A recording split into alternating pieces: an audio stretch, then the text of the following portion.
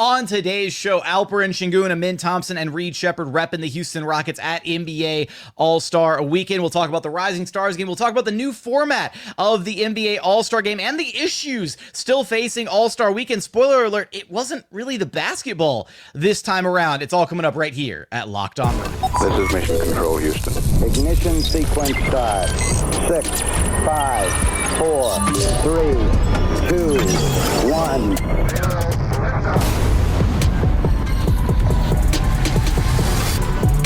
What's up and welcome to another edition of Locked On Rockets, your daily podcast home for everything Houston Rockets basketball. As always, I'm your host, Jackson Gatlin, native Houstonian and credentialed media member. I'm also the host of Locked On NBA Thursdays. Be sure to follow along wherever you listen to your podcasts or on YouTube. Just search Locked On Rockets, where the best way you can help us grow our show is to listen every single day on a podcast platform of your choosing. Like and subscribe on YouTube. Drop us some comments while you're there. Give us your thoughts about the Rockets at All-Star Weekend, about the new All-Star game format, about your issues with All-Star Weekend, because trust me, we're going to talk about a lot of issues about All-Star Weekend on today's show. Feels like that's all we do every year, talking about All-Star Weekend.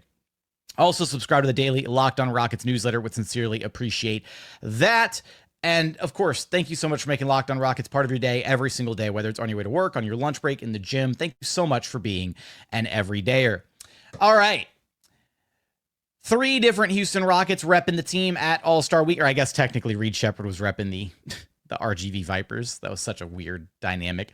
Look, we'll talk about the Rising Stars game with Amin and Reed. We'll talk about the All-Star game with Alpi and Amin participating, as Amin Thompson's team did not advance through the Rising Stars tournament, but Amin Thompson was so good that Team Candace just had to have him on the All-Star roster. So we'll talk about some of the commentary from pundits and voices around the league. Draymond Green talking about his frustrations with All-Star Weekend. We're going to get into all of it. I want to start first with the Rockets themselves. And man, Rising Stars Friday night was so wildly disappointing because we really thought, like, I really thought that Amin Thompson's team Mitch, right? Mitch Richmond was going to be the team that advanced and made it to the NBA game. Like, up and down their roster, I thought they had the best collection of just raw talent, honestly, of the 4 Rising Stars teams. And for them to get beat by the G League squad was super disappointing. I mean, it went down to the wire, right? It was 40-39. It took a game winner from, I believe, JD Davison to seal the game for the G League squad. But it really felt like Amin and Asar and a few of the other guys on the Team M were just kind of going through the motions a little bit. Like, Amin was not competing at all. He was going at like a quarter speed, and he still had 10 points, 2 boards, 2 assists in a little over 10 minutes of action. And there were multiple like defensive moments where I thought, oh, well, he could have stopped that lob, or he could have contested that shot. And he was really clearly just out there getting a little bit of cardio, barely playing. It's understood at that point. I think Amin had played like 4 games in 5 different nights or something ridiculous like that. So it's understandable that he was not really feeling like going all out to really showcase his skills. But it was disappointing because in the moment we thought, oh man, we're not going to get to see Amin Thompson play against the actual NBA All-Stars, which is what I was hoping we'd get to see. And then, spoiler alert, we did get to see it. On the other side, Reed Sheppard, who we got to see in 2 separate matches during Rising Stars, really didn't do much of anything at all. He wound up going 0 of 4 on the night, was very shy when it came to looking to shoot the basketball. Didn't really feel his impact on the game. And again, it's an exhibition game. We're not trying to draw any sweeping conclusions from it, but I think it is a weird kind of encapsulation of Reed's rookie season and kind of what we've seen out of him so far. He's very timid at times. He doesn't look like he really wants to hunt for his shot or wants to, make a mark on the game for himself, that kind of thing. And then meanwhile, on the opposite side of the aisle, right, you have other rookies like Dalton Connect, Stephon Castle, who are not afraid to do what they do and score the ball, put the ball on the deck and try to create for their teammates, hitting game winners, buzzer beaters, all this kind of stuff. So it was just kind of disappointing from that perspective. I was tuned in with the guys over at Rockets Watch with Dave Hardesty, Clutch fans, all them. And Shout out to Rockets Watch. Still love that group of Rockets fans over there. But I was tuned in for Rising Stars with those guys, and man, like every time Reed Sheppard touched the basketball, we were like, come on, Reed, do something, and just nothing. Like literally at one point, I was getting stoked because Reed got a rebound. I was like, yeah, we got a rebound, let's go. And it's like, man, this is really where we're at. I felt like Denzel Washington, where I was like, I'm leaving here with something about Reed Sheppard. So that was disappointing. It was disappointing that Amin Thompson got eliminated in the first game, and we got 2 games of Reed Sheppard basically doing bubkiss, unfortunately. But then Amin Thompson got tagged to be added to Team Candace's roster for the All-Star game, and that was actually kind of a lot of fun. I'll be completely honest. The performance that we saw between I guess, quote unquote, Shaq's OGs on Sunday and the G League roster, it was actually entertaining. It really felt like the G League squad, or I guess not the G League squad. I apologize. Team Candace's, rookie/sophomore squad. It really did feel like that squad kind of pushed the veterans, so to speak, to play a little bit harder, to play with a little bit more oomph. And we got kind of like a semi-exciting kind of game out of it. Steph Curry, looked like he took it a little seriously. Kyrie Irving was definitely locked in and he was taking it seriously. Jalen Brown had a couple defensive possessions and offensively looked like he was trying. And then the young guys, right, they really kind of took it to him. Ryan Dunn was nice. Dalton Connect was nice. Amin Thompson, even though he was still kind of just going through the motions out there, he had 4 points, 3 rebounds, 4 assists. So he was making his impact felt on the game. And I really wish that, like, the Rising Stars had taken it a little bit more seriously than they did, because there were still moments like transition plays or moments where you could see the guys were not giving 100% effort. They were going at like, again, 3/4 speed, what have you, giving up some open driving lanes. And if they had actually locked in and played like they wanted to advance to the next round, I feel like they could have beaten the OG squad, being completely honest here. So Amin Thompson unfortunately got eliminated in that matchup. And then for Alperen Sengun, who wound up participating in a couple different games himself. He was on Chuck's team, Chuck's Global Stars, wound up playing in game 1 and then barely playing in game 2. In game 1 for the Global Stars against Kenny's Young Stars in the NBA, Alperen Sengun, he had 4 points, he had a rebound, he had a nice little kind of baseline cut where Trae Young dimed him up for a dunk. He only had 4 minutes of run, and he really didn't get featured at all. It wasn't like we got to see any of Alperen Sengun's like kind of traditional bag work or a post up or a face up where he could drive and isolate and get to work. And that was largely because it very much felt like SGA and Wemby were the guys kind of dominating the matchup for the Global Stars in that first game. And even so in that second game, and that's where I take a lot of exception to All-Star Weekend, and I really feel for all the Turkish fans who tuned in and wanted to support Alperen Sengun, and we're excited to see him representing not only the Houston Rockets, but representing their country, representing Turkey. And he literally only played 19 seconds, like 2 possessions in the championship game. And that's just a complete, like, whoever the coach was officially of the Global Stars team, I don't even know who it was, just completely dropping the ball there. Like, this is supposed to be an environment that celebrates the players who were selected to these all-star rosters. It's supposed to be a chance for these players to kind of showcase their talent a little bit and to represent their teams, their fandoms, all that. And it sucks that like LP got screwed. He only played 20 seconds. Pascal Siakam was a starter on the Global Stars team and he got screwed. He only played 3 minutes in this game. And I don't know. It was just, I felt like that was really poorly handled, to where one of the league's truly young, blossoming stars in Alperen Sengun played less than a total of 5 minutes of basketball at the All-Star game. And I want to talk about this with some of the format issues and some of the effort and just the whole dynamic of All-Star Weekend here in just a moment. But I will say, from a Rockets perspective, even though the Rockets had 3 different representatives at All-Star Weekend, it was pretty damn deflating, right? To have Amin Thompson eliminated in round 1 of the Rising Stars competition, and then to have Reed Sheppard do pretty much nothing across 2 games in the Rising Stars competition, and then to have Alperen Sengun not even being featured in the All-Star game due to a desire to really push some of the other star players. Wemby, Jokic, I guess, got a ton of run. Cat got a bunch of run, like really not doing a good job balancing the scales to where he could get even just a few minutes of run to feel his impact in the game. Meanwhile, on the other side of things, right, with Shaq's OGs, the guy who played the least amount of minutes for Shaq's OGs was Damian Lillard. He only played 242, but the next lowest minutes threshold was KD, who played 6 minutes. So, like, they got a decent spread of playing time around that roster. Granted, they had one less player than the Global Stars roster did, unfortunately, and part of that was Trae Young being added as an injury replacement to the Global Stars. Trae Young, Global Star, born in Lubbock, Texas. I'm going to talk about all these issues with All-Star Weekend, the draft, the roster formatting, all the shenanigans that took place during All-Star Weekend, because we got so much BS and not enough basketball. And that was the biggest issue with All-Star Weekend. Going to talk about that and some additional thoughts here in just one moment.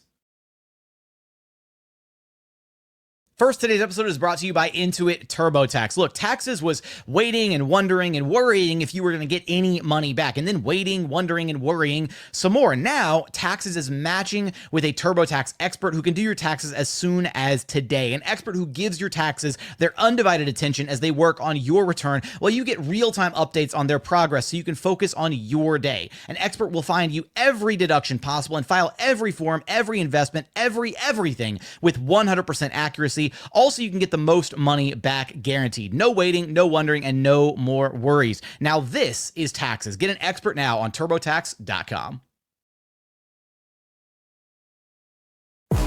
And continuing on here at Locked On Rockets, your daily podcast, home for everything Houston Rockets basketball. All right, talked about the Rockets kind of representation and the three individuals, Alpi, Amen, and Reed, and their roles in All-Star Weekend this go around. But let's take we'll zoom out and we'll look at All-Star Weekend kind of as a whole for a moment. And I think one of the bigger things to discuss here is and Draymond Green had some very, I guess kind of polarizing thoughts about this situation with the Rising Stars champion participating in the NBA All-Star Game. He went on this whole rant about, it's not the All-Star court until the All-Star game is being played. Like, the other events are on there, the skills challenge, the 3-point shootout, the dunk contest, the Rising Stars game. It's not it's not the All-Star game until the All-Stars are out there on the court. And, some of those players had to work for years to get selected to an All-Star team, and to have the young guys, the Rising Stars, win a tournament to get into the All-Star game is kind of disrespectful to a lot of the players who came before them. But then I want to give a lot of credit to Chuck for firing back at Draymond for this. But Chuck went back at Draymond and his commentary on this, because Chuck basically highlighted, dude, it's Draymond Green's generation's fault that the All-Star game has become what it is, that it's become kind of this laughing stock where players don't want to take it seriously. And at the end of the day, nobody is asking for these players to treat the All-Star game like a playoff game. Nobody's asking for them to treat it like it's got actual stakes to it or whatever. We're just asking the players not to go out there and treat it like it doesn't matter at all, or to just be flat out disrespectful, or like walking up and down the court, zero defense being played, zero effort. And what's actually really funny is this go around with the tournament format and everything, it actually was kind of competitive. Like, having the target score of 40 felt like it did a good enough job of cutting out the BS that usually is in an All-Star game, right? Because usually in a traditional All-Star game format, East versus West or drafts or whatever, team 1 versus team 2, generally what has happened is the beginning of the game is super the players kind of start out and they're like a little, into it at the beginning. And then the middle part of the game is where all the BS kind of happens, and players are doing stuff like Steph Curry laying down, when Giannis went and dunked over him years ago, or all the stuff where you get the basketball that's not even really being played, right? Guys are literally just doing cardio on the court and getting up stupid shots or windmill dunks, that kind of thing. Nobody's really trying for the, middle part of the game. And then the end of the game, if it's close, is where teams will start trying again a little bit.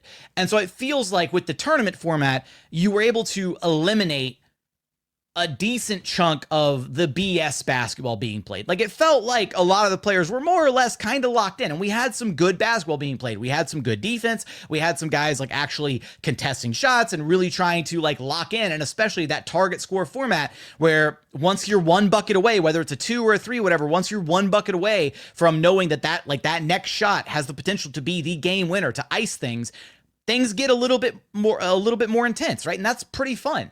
It still kind of feels like the NBA is trying to recapture the intensity from the first ever iteration of the All-Star game with the Elam ending in the fourth quarter in honor and in remembrance of Kobe Bryant. And I don't think that'll ever happen again, because losing Kobe was such an emotionally charged moment for players across the entire league, for really people, fans of basketball across the globe, that you're never going to be able to replicate the intensity from that game in particular.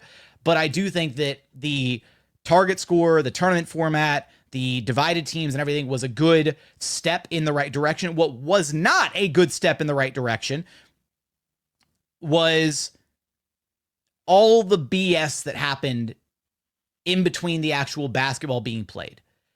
All of the Kevin Hart nonsense with the emceeing, the super elongated commercial breaks, all the downtime between each game. Each game, we only got I think we got something like 25 minutes of actual basketball being played across all 3 games. It was something ridiculous. Like I remember I saw one person crunch like 25 minutes, and maybe that didn't include like stoppages in play or commercial timeouts or whatever. And then I saw another one that said it was like 40 minutes. But even if it was, 40 minutes of actual basketball being played across what was like a 2-hour event, that's pretty ridiculous, right? We had that one stoppage in play during the championship round of where they came back and they did the whole ceremony for the TNT crew. And that took like 15 minutes of run. And you had stars like Jason Tatum afterwards basically saying it was really tough to get back into the game after all that had happened. You had the Mr. Beast crap at halftime between the first 2 games, where it was Mr. Beast and Damian Lillard and a fan. And look, I'll say it was a cool format in theory, where the fan had to hit a half-court shot, and he eventually did. He hit a buzzer beater just before they cut to commercial, and it was really cool to see him like embraced by Kenny and Shaq, and to see Dame so happy for the kid. Dame had to hit 3 half-court shots. The kid only had to hit 1 to win $100,000. If Dame hit the 3, then the $100,000 was going to charity. But you didn't need to include Mr. Beast in this. Like, the NBA has more money than God. Just like let the NBA front the $100K for this competition. Bring in like a real MC. Bring in somebody who knows how to kind of like get the people riled up a little bit. Hell, have Dame MC it while he's like actually competing against the kid. Like, there's so many other better ideas, but Mr. Beast was a trash MC. He was so cringy. And like at one point, Dame was even boxing out Mr. Beast to make sure that the kid like had space to try and hit the shot, and then he did. So like, I like the idea in theory, and it was kind of cool, and like have more little fun things like that. But the NBA just cannot it keeps stepping on its own feet. It keeps messing things up. And this year, it felt like things were going in the right direction from a basketball perspective with the tournament, with the increased level of play, with the better level of competition kind of across the board. But then it all came off the rails with all this added BS that they really didn't need to have out there. So in this final segment, I want to talk about one more Rockets related thing, something that got under my skin, and I'm sure a lot of Rockets fans saw it too during the All-Star game, as it relates to Alperen Sengun and one dork who likes to read books before basketball games. And then I also want to talk about potential fixes for NBA All-Star Weekend, some ideas that I've seen or that I've heard that I want to lob here to you to get your thoughts on. We're going to get there in just one moment. First, today's episode is brought to you by Hungry Root. When it comes to grocery shopping and meal planning, I've had this ongoing problem. Sometimes I just don't have the time between work, life, and trying to eat healthier. I was constantly feeling stressed out. I'd go to the grocery store, buy things I didn't need, and then end up with no time to actually cook, and then throwing stuff out that I didn't wind up using and sticking to my health goals. That was a total struggle too, but everything changed when I discovered Hungry Root. Honestly, it's been a game changer. It's the easiest way to eat healthy without the stress. With Hungry Root, it's like having a personal shopper and a nutritionist all rolled into one. They take take care of my grocery shopping, recommending meals and groceries based on my tastes and health goals, from anti-inflammatory to high protein and gluten-free options. And the best part, every meal is ready in 15 minutes or less. I'm talking quick, healthy meals that actually taste great, all delivered straight to my doorstep. It's been a huge time saver and has made eating healthy so much simpler. You're going to love Hungry Root just as much as I do. For a limited time, get 40% off your first box and a free item in every box for life. Just go to hungryroot.com/lockedonnba and use code LOCKEDONNBA. That's hungryroot.com/lockedonnba, code LOCKEDONNBA, to get 40% off of your first box and a free item of your choice for life. hungryroot.com/lockedonnba, code LOCKEDONNBA. Don't miss out. And final segment here at Locked On Rockets, your daily podcast, home for everything Houston Rockets basketball. All right, one more Rockets-related topic that I kind of forgot to get to in segment one was the very end of the championship All-Star game. And Alperen Sengun had played for literally all of 19 seconds. He got one offensive possession where the game was basically over.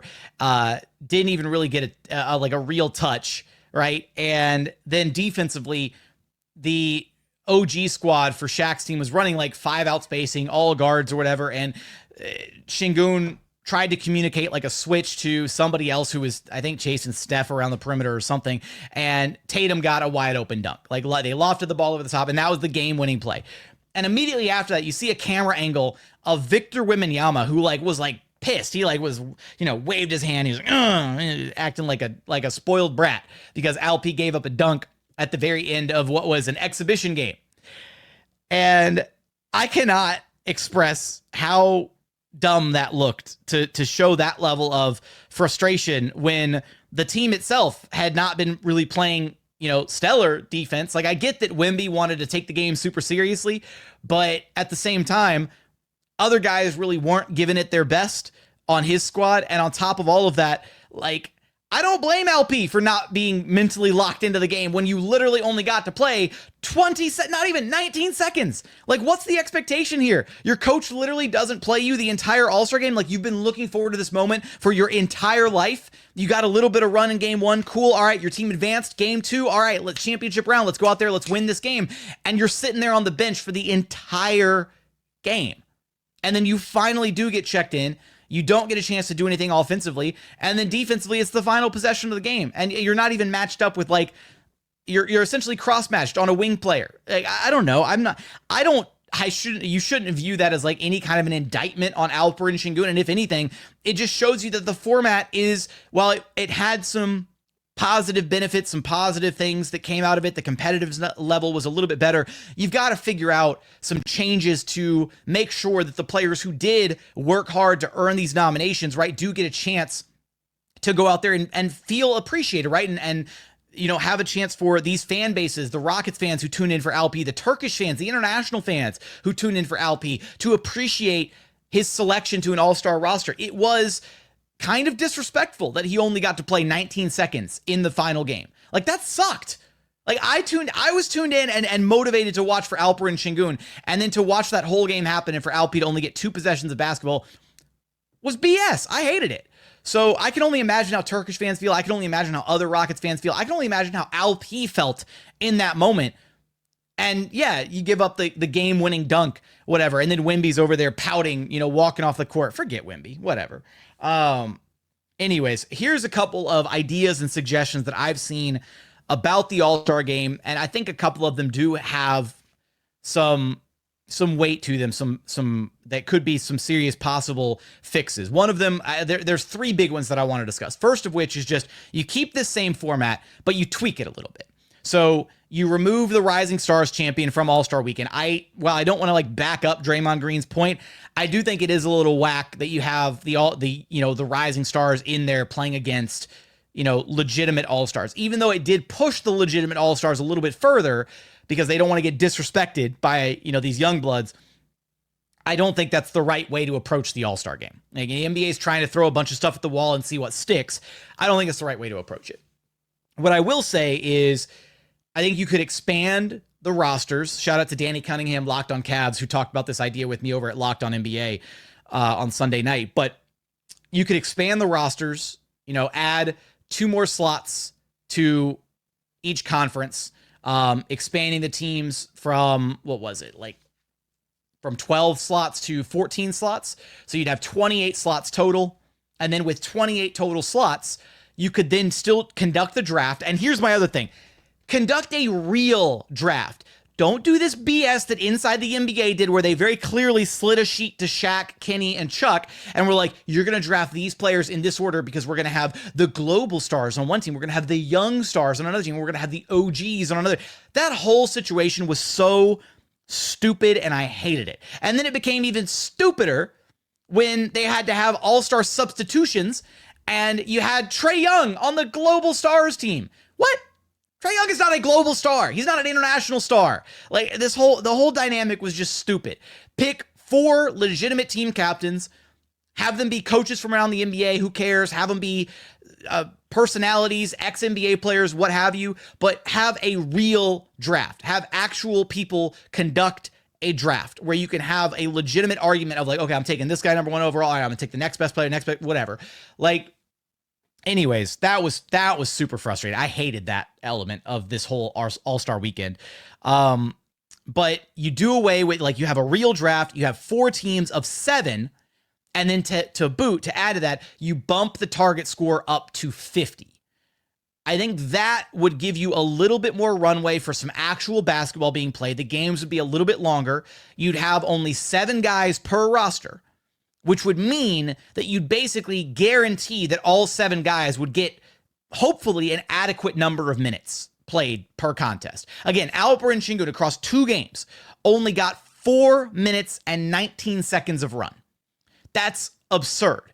In a regular, like the old school all-star format where you play a traditional 48-minute basketball game, the all-star reserves at a minimum would get anywhere from, like, I don't know, 10 to 20 minutes of run, depending on how competitive the game was, because at the end of the day, it's just like a regular substitution pattern where the starters would play for the first, 5 to 8 minutes of the game. Then the reserves would come in and play into the first quarter, into the second quarter, and then the starters would kind of close out the half. And sometimes even starters who were maybe nursing an injury or didn't really want to play, heavy minutes in the game would sit out in the second half, and then the reserves would get even more minutes. But I think you got to find a way to make sure that all players get a fair shake and a fair shot at repping themselves, repping their team, repping their country, if they're international stars, what have you. And I think this element kind of resolves some of that. Maybe not all of it, but target score 50, 4 rosters, a real draft, 7 players per roster. I think that would help considerably. Another suggestion that I've seen is to go back to the old All-Star format, but to go with over 30 All-Stars and under 30 All-Stars.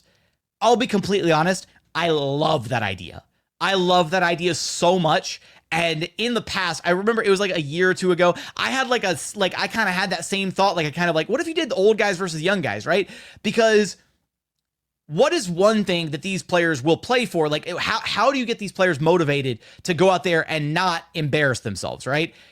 I think if you kind of created a little bit of like clickiness where it was the old heads versus the young bloods, like the old guys aren't going to want to get shown up by the young guys. They're not going to want to go out there and get cooked by the young guys, the next faces of the league. And the young guys don't want to go out there and they're going out there hungry, ready to prove themselves. They want to showcase that they're the next generation, the next level of, NBA all-stars, all that stuff. So they're going to want to go out there and prove themselves against the old heads, right? So I love that idea. I don't know how successful that idea would be because, again, you'd kind of have to rig it a little bit to make sure that both sides were evenly distributed, that you had an even number of over 30 All-Stars and an even number of under 30 All-Stars in order to flesh out both rosters.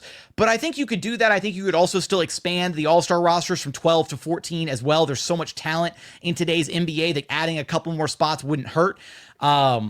And I would love to see that format, honestly, tried out. That sounds like a really exciting All-Star game to me. And it would make it even more fun because one, you're right, you'd have, like, think about the guys who are going to be year in, year out All-Stars, like no contest guys like Anthony Edwards, Luka Doncic, whatever. Hopefully Alperen Sengun continues to earn All-Star selections moving forward.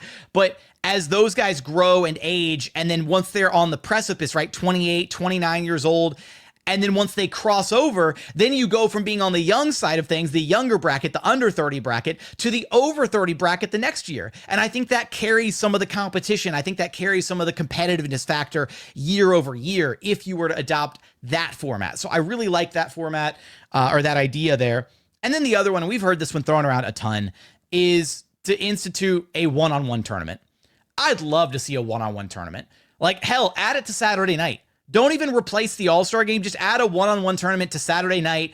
And I don't know what stipulations you could put on there. Maybe you just bring or you just send the invite to the leading scorer from each team so that all 30 teams send a representative, and you play like a super quick set of tournaments, one-on-one, game to 11, ones and twos, whatever, maybe you have one, maybe you don't even have an official out there, right? Call your own foul kind of thing, so that players would have to be forced to own up to, if you fouled me, you fouled me. Or you could see the guys who were tougher playing through contact, whatever, not using the whistle.